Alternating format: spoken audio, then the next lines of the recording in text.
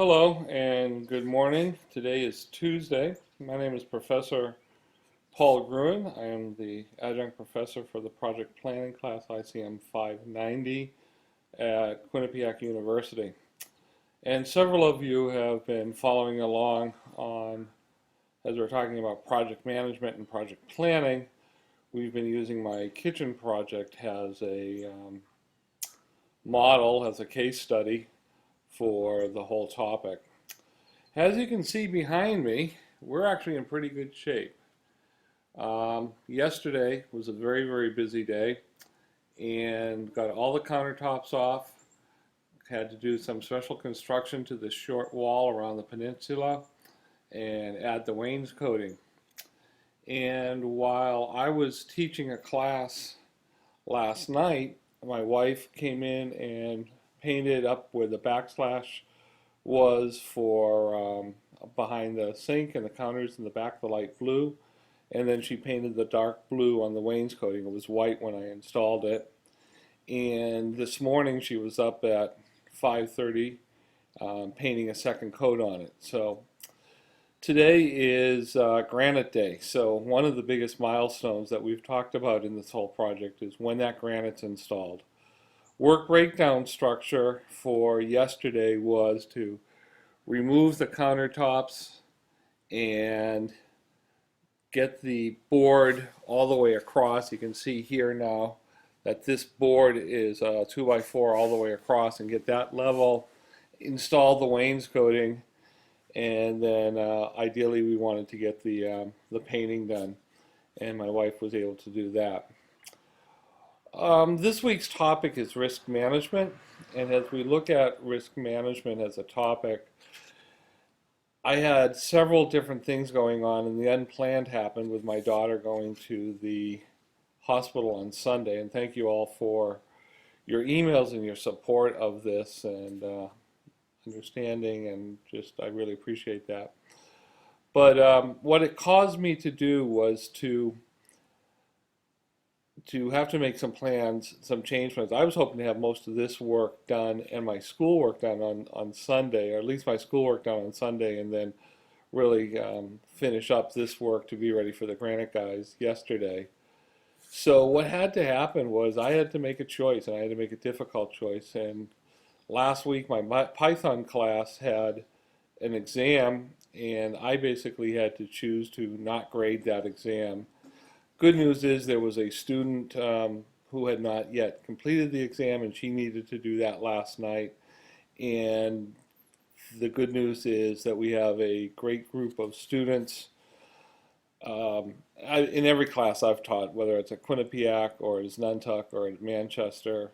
Great group of students who are understanding. And I always believe family first, that whatever your life is, whatever your priorities are, your family's number one, their health, their safety, sometimes just needing that little extra love and time with them, that at some point it's okay to say, I'm not going to study, I'm going to go apple picking or something like that with my family and enjoy those family times, because let me tell you, they grow up. I remember when Kira was 3, 4, 5 years old, and now she's getting ready to turn 22 and a senior at Central. So they grow up real fast, but you'll always be dad, you'll always be mom, you'll always be aunt or uncle, brother or sister, and family never goes away. So make sure as you look at your priorities and look at your various tasks that you make sure your priorities are straight for your family. That doesn't mean use that as an excuse to procrastinate, and that's often my biggest fault, is I come up with tons of reasons to procrastinate. Well, enough of that. Risk management. So the couple of concerns I have as the granite guys come in are the levelness of this board. And then I have this extra board, but this board is loose, and they can adjust it accordingly, and we can redo it. And then also, will we need a board here? So the risk right now is that my work is shoddy, and that for whatever reason, I might have to redo or we'll have to make some adjustments when the granite guys come in. Also, an interesting risk is if you look down my stairs here, they're going to bring the large slabs of granite in through the front door. And when the person came here to measure, he was concerned about this right here, this banister here, and that it would be easier for him if this thing was cleared and out of the way so that he could make the corner easier. So there's a risk with that being there, and I'll tell you the solution to that. The other risk is the refrigerator might be in the way as they try to get the piece of paneling, the piece of granite right in there. Ideally, they just want that out of the way. So that's actually going to be moved shortly down the hall.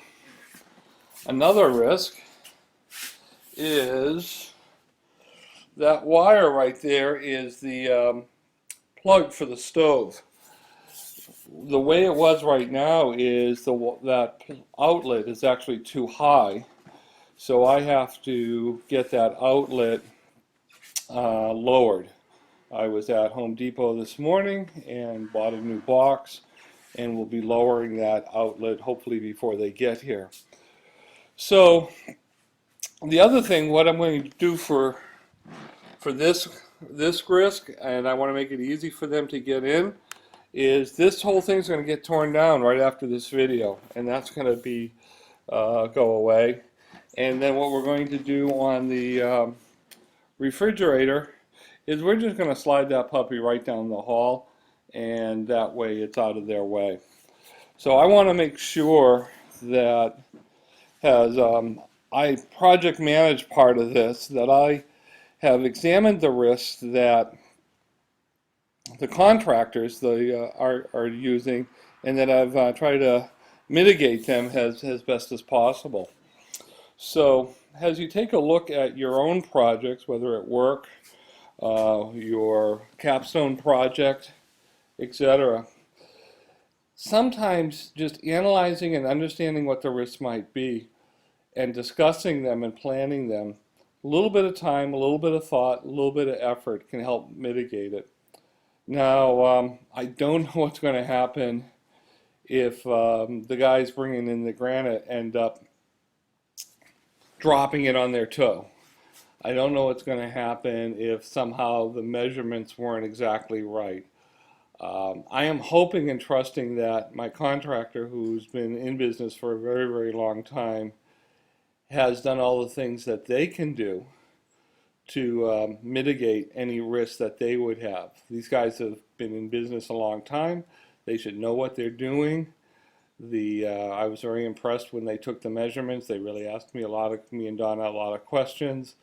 They had a worksheet, and then I was at their shop a week or so ago, and you could really tell that they understood how to manage a project. They understood, because they've done it so much, all the things at hand, and they were asking me the right questions. Do you want this? Do you want that? The other thing that once we get this in and the sink's in, there will be no plumbing to it.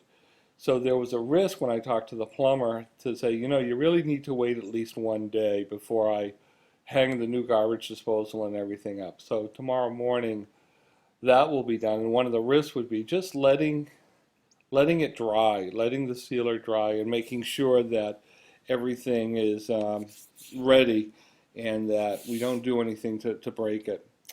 So again, we're talking about risk management. We're talking about the needs to take your experience, to ask the right people the right questions, and then to prepare for it. What I'm hoping to do is get that plug down low, get the refrigerator moved down the hallway, get that wall out of the way, and give these guys as much room they need as possible, so it just works out easy for them. I got a whole bunch of tools and everything. I'm pretty much done with most of this phase of the construction. I'm just going to get that stuff out of here. So and probably another risk is if I'm kind of around bothering them and breathing down their neck. So sometimes maybe a good risk management strategy as a project manager in any project is just to step back, step away from the project and let the project happen and trust the people that you have on the project. The whole area of micromanaging can come to play, and a little bit of panic. And if somebody says, "Oh, damn," or something like that, don't get all panicky that something bad's happened. Just allow the professionals to do their job and allow the professionals to, give them the space they need, give them the buffer they need. I'm sure I'll be checking in on them and I'll be taking a look how it's going. And looking forward to showing you guys the next phase of the project with the counter on, and probably I'll wait until after the plumber comes tomorrow because then I'll be able to report on the various tasks that happen there, and hopefully we'll have running water, we'll have a stove that's all plugged in, really pretty granite, and a happy wife, and we might rest for a couple of days while we just kind of verify what what we want to do on the flooring. And speaking of the flooring, what was interesting is we've looked at a couple of different hardwood suppliers, and I guess the last couple of days Dawn has been online doing searches on reviews for a couple of the places that we've looked at to see if the Better Business Bureau or if there have been any customer complaints about the quality of the product, the quality of the service, and things like that. There's this Installay flooring that it's a foam-based layer that you lay down, and has adhesive on it that's actually going to allow me to lay the floor without any nails. And I've been doing some research on that, and that's been good. We had a guy come yesterday as well to look at our duct work, and he's even going to probably have him in the first part of November seal all the ducts with this spray. It's supposed to be a very efficient way of lowering our gas bill, our oil bill, and see how that works. So a lot's going on in this project, a lot to think about, a lot to manage, but I am happy to report that we are just about ready for the granite, and can't wait till the guys get here and get it all installed. Thank you, and I'm sure there'll be another video on this tomorrow.